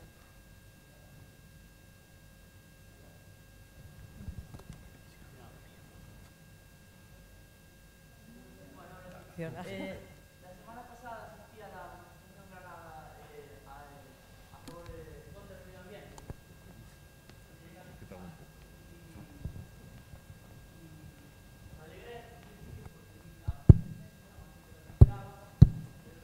¿Esta ahora? ¿Ahora? Mira, perdona. Es que le habíamos dado mal. Sí. Estaba diciendo que la semana pasada asistí a la manifestación. Bueno, se cortó. Ahora sí. En contra del cambio climático. Y por un momento me alegré porque vi mucha gente, pero por otra parte me decepcionó el discurso que llevaba la organización, que era como que politizaban todo. Decían que había que ir en contra de las grandes empresas y era su único discurso. Pero no hacían como una autocrítica, no de los temas, de los problemas de calidad del aire de Granada, de los hábitos de consumo, de los plásticos, simplemente atacaban a los grandes. ¿Tú qué opinas de cómo se está enfocando este movimiento que parte de los jóvenes?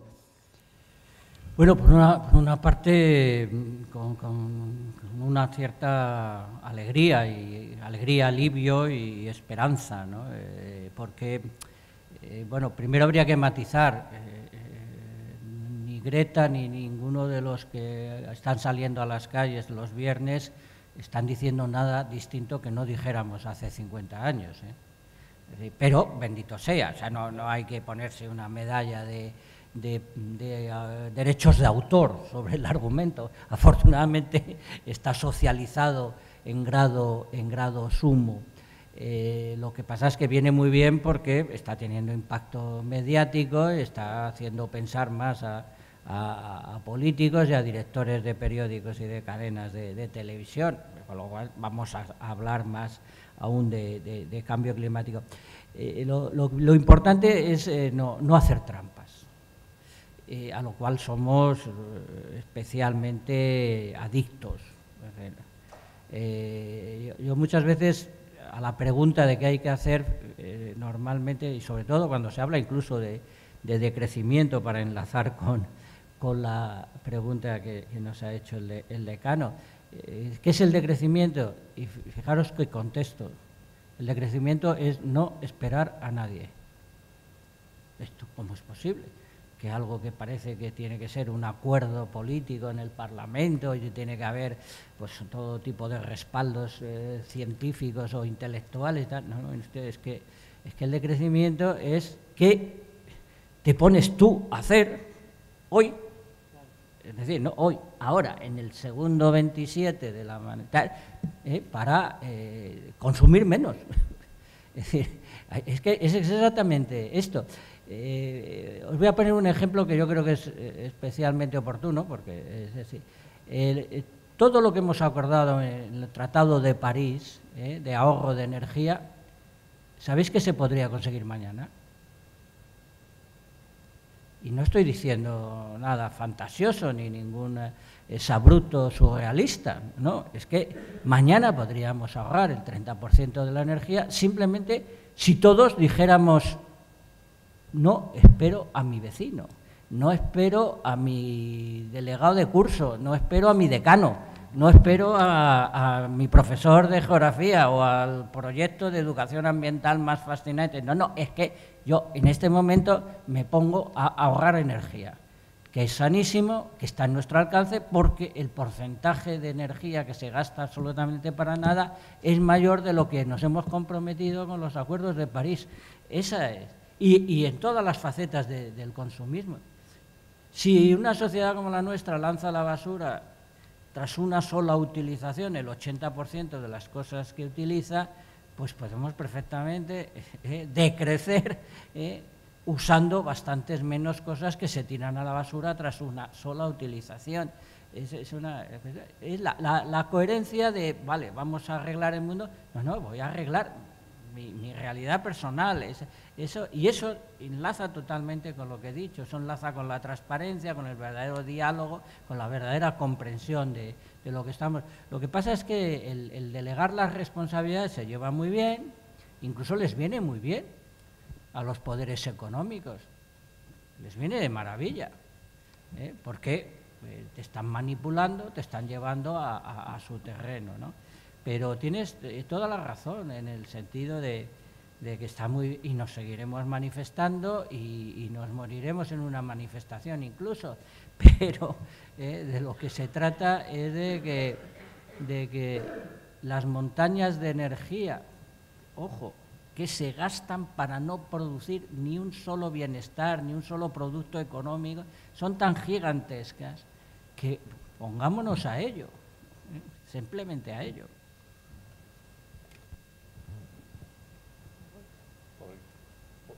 Olga, por aquí.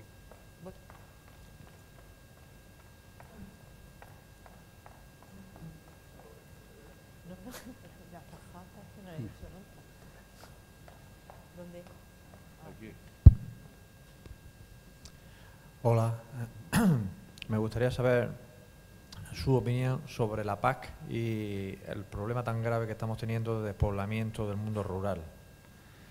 Que, bueno, y el aglutinamiento de la gente hacia las grandes ciudades, las costas y bueno, fundamentalmente el abandono del mundo agrario y los problemas ecológicos, sociales y demás que acarrea. ¿Y qué visión tienes de hacia dónde vamos en ese sentido? Porque vamos, la catástrofe no puede ser mayor. Bueno, es otro tema absolutamente amplio, profundo, ¿no?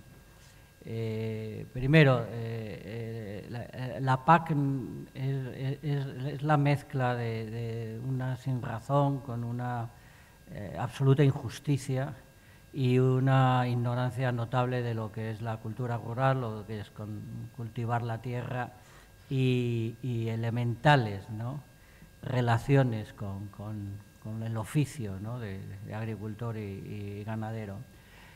La PAC tendría que saltar por los aires, tendría que sobrar simplemente con una cosa que está en manos precisamente de los gobiernos. No hay forma de que se articule, pero bastaría con volver a esa situación que no es tan lejana. Hace 100 años el agricultor recibía el 40% del precio de venta al público de sus productos. Que viene que el 50% de la renta agraria venga vía subvención a través de miles de burocracias, de miles de funcionarios, de miles de sinvergüenzas que sin haber visto una sola encina, un solo olivo, una sola mata de judías, reciben cantidades de dinero porque están en una lista de agricultores propietarios de la tierra. Bueno, esto es un tremendo disparate, ¿no? Es decir, el dinero de la PAC llega a verdaderos productores agrarios. Me parece que la proporción, y tengo dudas de que sea, pero me parece que no llegaba ni al 30%. De los miles de millones de euros que maneja la PAC, a la gente que trabaja, a la gente que tiene gallos, llega menos del 30%, ¿no? Bueno, pues, y si vivimos en una economía de libre mercado, ¿por qué no tienen las cosas el precio que tienen que tener?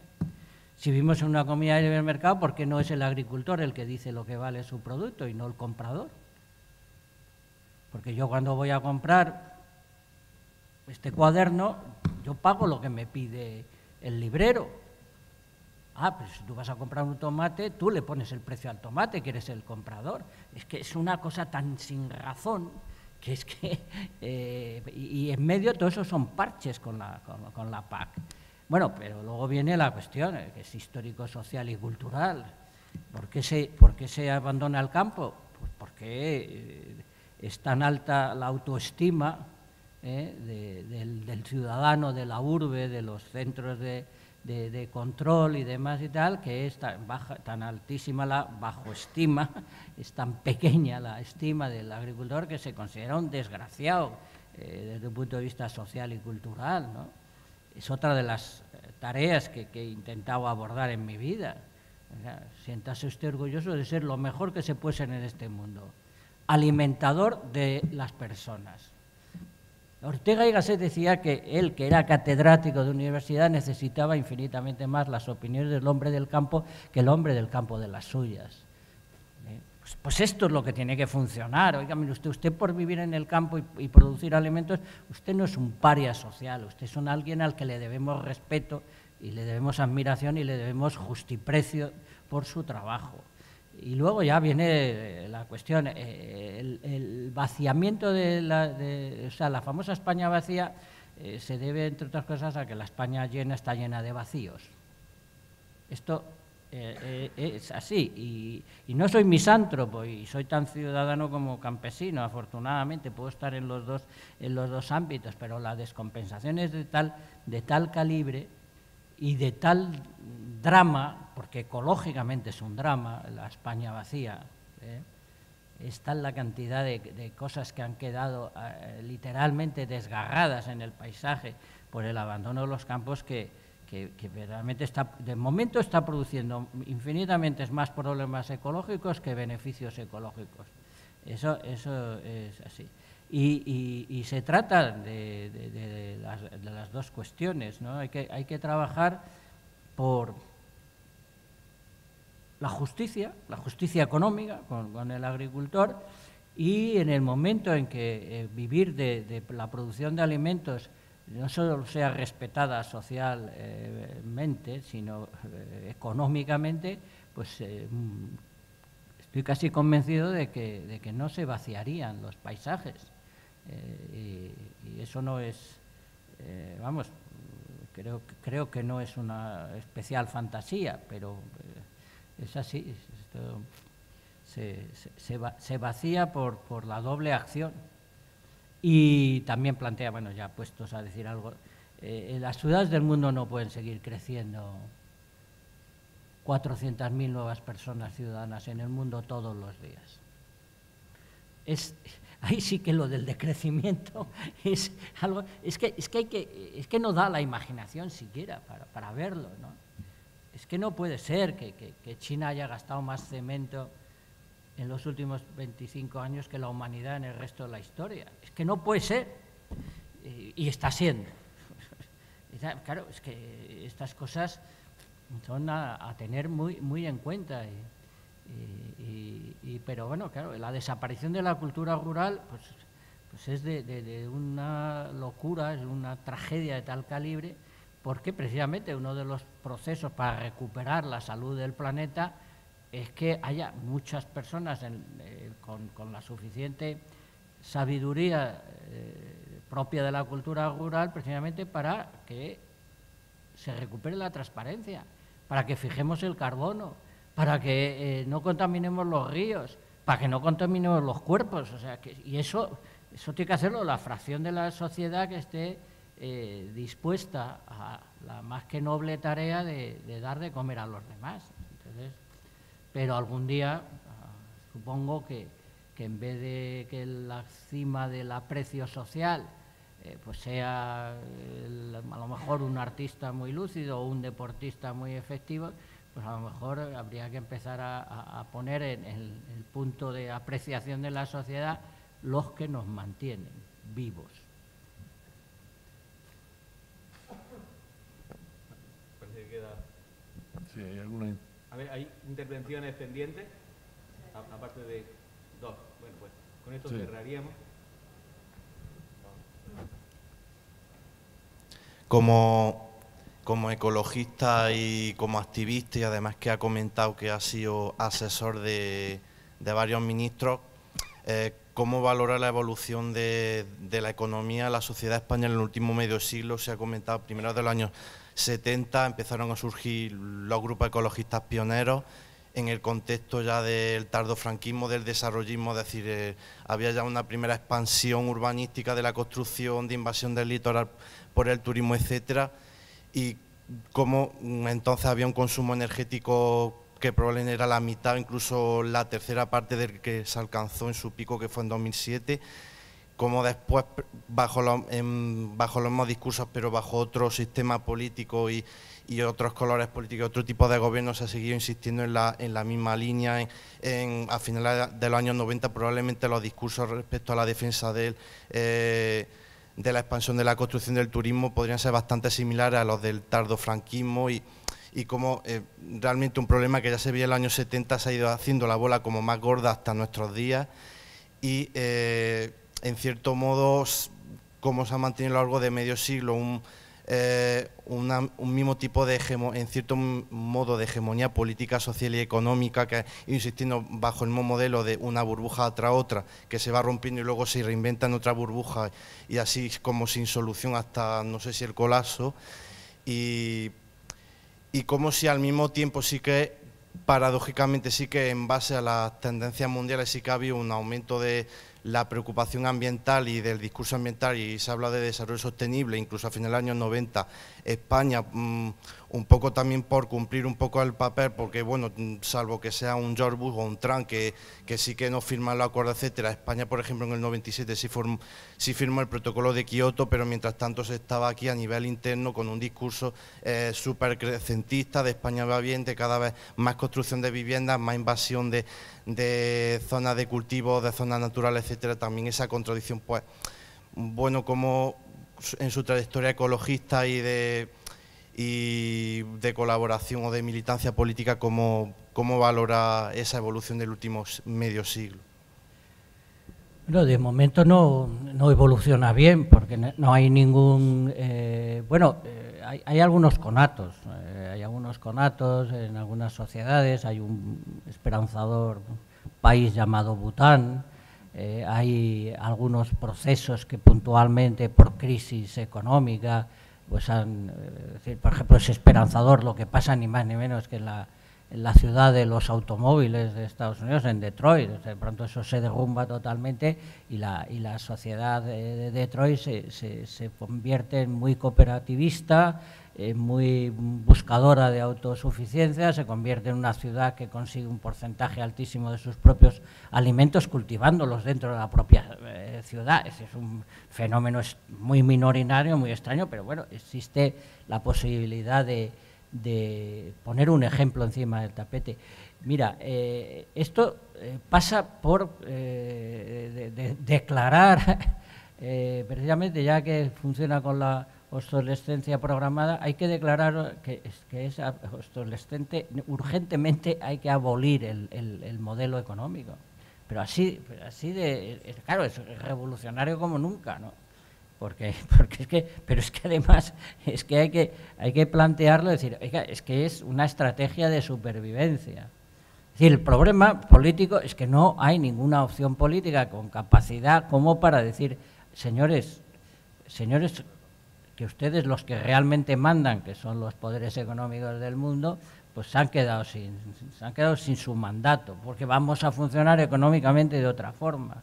Es decir, la economía ecológica está ahí, está perfectamente formulada desde un punto de vista teórico, está suficientemente experimentada, muy atomizada, los ejemplos son pequeños y demás, pero podemos hacer exactamente lo mismo que hacemos con un infinito gasto menor de energía y con una infinita menor dependencia y demás. Pero claro, mientras el poder político siga diciendo que es inevitable seguir con este modelo económico, que además, como decía José Luis San Pedro, es que ya no es que sea mentira el PIB, es que un capitalismo casi exclusivamente financiero, bueno, es que ya es el disparate, porque es que,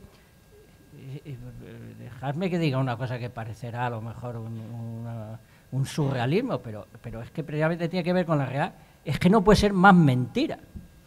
Es que el capitalismo financiero es algo que es que sencillamente no existe. Y curiosamente todo depende de que se considere que existe. Pues claro, es que eso habrá que cambiarlo algún día. En el fondo, la economía ecológica, el pensamiento ecológico es un llamamiento al realismo, a la sensatez, una vez más. Sí, bueno, vamos a funcionar con las cosas que existen, con las cosas que proporcionan vida y demás. Claro, es cambiar todas las reglas del juego y demás. Es decir, Y por tanto, políticamente estamos todavía lejos de que se asuma eso. A ver, yo creo que en estas elecciones va a salir un poquito más, y hasta a lo mejor oímos por primera vez en un debate final de campaña que tenemos que hacer algo contra el modelo energético, o bueno, que hacer algo contra el modelo energético, lo mejor es leerlo en clave positiva. Vamos a hacer algo por la transparencia, así de claro. Vamos a ver si nos animamos a trabajar a favor de la transparencia. Había por ahí.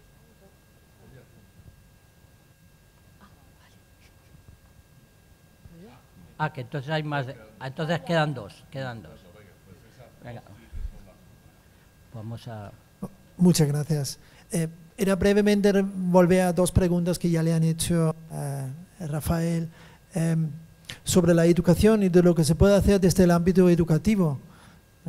Se hablaba antes de la idea de que en la divulgación se puede hablar o bien de la belleza de la naturaleza o bien de los datos catastróficos. Yo me imagino que hay que hacer las dos cosas y eso es lo que hay que hacer. Pero en el ámbito educativo, ¿cree usted que somos suficientemente buenos de comunicar la belleza, el asombro de la naturaleza en todas nuestras asignaturas, en toda la educación reglada? Pues a mí personalmente me encantaría. Es que, fijaros, ya que estamos en el Día de la Poesía, la poesía es el lenguaje de la naturaleza, así de claro. Y todos los grandes poetas de la historia de la humanidad lo reconocen más pronto o más tarde, les encuentras esa vinculación, ese cordón umbilical. Bueno, ¿hay alguna realidad cultural, científica, artística que no tenga relación con el propio entorno? Es decir, es que pretender que el contenido se puede desligar del continente, o sea, la pieza angular del conocimiento de la realidad es no separar el contenido en el continente. Si no separas el contenido del continente, tú puedes enseñar matemáticas superiores, física cuántica, poéticamente. Es más, debería ser la única forma de enseñar con toda la amplitud, toda la generosidad y toda la capacidad de comprender eso. Es decir, separar la belleza de nuestra propia capacidad, nuestra capacidad creativa de los seres humanos, separarla del conocimiento. El conocimiento no tiene que ser... El conocimiento contribuye mucho al sufrimiento. Bueno, hagamos un proceso de aprendizaje, impartamos conocimiento con belleza, con alegría, con gozo, con satisfacción, así de claro. Por tanto, bueno, insisto, yo creo que se puede enseñar la astronomía, bueno, astronomía ni digamos, es por la poesía todo. Si es que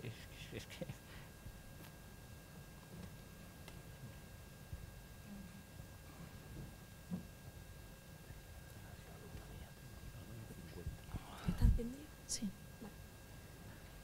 Bueno, usted que lleva tantos años en el campo ambiental, ¿no? Soy el anciano de la tribu, no te olvides. Me gustaría saber qué opina sobre lo siguiente. Yo, bueno, tengo la teoría y me da la sensación, además hay encuestas que lo avalan, ¿no?, que mucha gente se declara protector del medio ambiente, que tiene conciencia ambiental, pero realmente hace poco luego en su día a día por cambiar las cosas. Y a mí, personalmente, me da la sensación de que incluso antes, en los años 90 y años 80, quizá hubiera a lo mejor menos personas concienciadas, pero las que había eran conciencias, o sea, tenían una conciencia real y lo aplicaban. O sea, me gustaría saber cómo ha ido usted viendo la evolución de esto. Si es que hacemos mucho ruido y pocas nueces, que ahora todo el mundo habla del campo ambiente, o sea, todo el mundo habla del medio ambiente, pero realmente nadie sabe, no sé si me entiende. Sí, bueno, decían las famosas premisas básicas de la dialéctica, que cuando aumenta la cantidad llega un momento en que se da un salto cualitativo. Esto era marxismo puro, creo recordar, ¿no? Es decir, es verdad que yo echo de menos más calidad. Es decir, a mí el cuerpo me pide, pero insisto, en estos aspectos siempre tienes que pedir perdón antes de hablar, ¿no? Yo tengo la suerte de más o menos, por lo menos intento ser culto, pero sobre todo lo que tengo de culto es porque cultivo la tierra. Claro, es que cultivar la tierra la cultiva muy poca gente. O sea, claro, entonces, claro, en el ecologismo pues hay muy poca gente que cultive la tierra. En el ecologismo no os creáis que se lee mucho. Es decir, yo obligaría a cultivar la tierra y a leer 2 libros por semana a todo el que se te ponga por delante. Es decir, pero por lo mismo, porque es fascinante, porque es maravilloso, porque es que se disfruta mucho de la condición de estar vivo leyendo y leyendo el paisaje y cultivando la tierra. Por supuesto, esto no está en el ecologista medio. Pues también, igual que tenemos un gran déficit de verdadera cultura, de verdadero conocimiento, tenemos déficit de comunicación, déficit de diálogo, pues claro que sí. Lo que por una parte pues no viene mal porque desde luego hay muchísima más gente preocupada por el medio ambiente que hace 50 años, porque hay organizaciones potentísimas manejando millones de euros y trabajando en Bruselas y en el Parlamento y en aquí y en allá, con cosas, pues también está muy bien. Pero claro, como lo importante es la imbricación, ¿no? Es la complicidad con la tarea y con lo que quiere conseguir la tarea, pues, entre otras cosas para hacerla más viable y para hacerla menos dura, ¿no? Pues eso todavía está ahí, todavía necesitamos, pues eso, necesitamos mucha gente que no solo diga que le interesa el medio ambiente o que tenga algún tipo de participación en aquella campaña, en aquella otra, sino que entienda que es otra forma, y yo creo que puede servir una frase para terminar, es que se trata de vivir muy intensamente, de vivir con la vida y de poderte ir de esta vida con la satisfacción de no haberla torturado.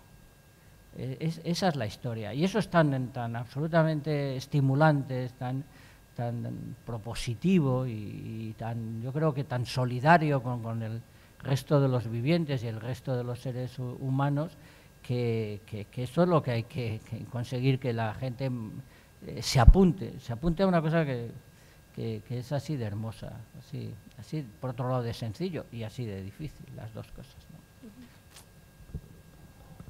Muy bien, llegamos al final de este acto, de esta estupenda y fructífera conversación que habéis mantenido los dos y que luego se ha abierto a los que participamos aquí en el aula magna de este momento. Bueno, Joaquín, muchísimas gracias por ese transitar mediando entre cultura y agricultura, economía, ecología, poesía, conocimiento, vida y dignidad. Bueno, te agradecemos muchísimo lo que aportas, no solo con los saberes, sino con la sabiduría, que además aporta un testimonio de una acción muy coherente en toda una trayectoria. Bueno, nuestro 21 de marzo va a ser un día de la poesía, del árbol y Araujo. Por lo tanto, muchísimas gracias por dejarnos este regalo y nos seguiremos encontrando.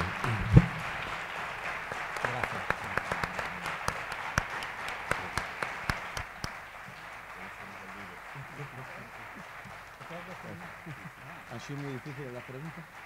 No estaban preparadas, no sabía lo que le iba a preguntar.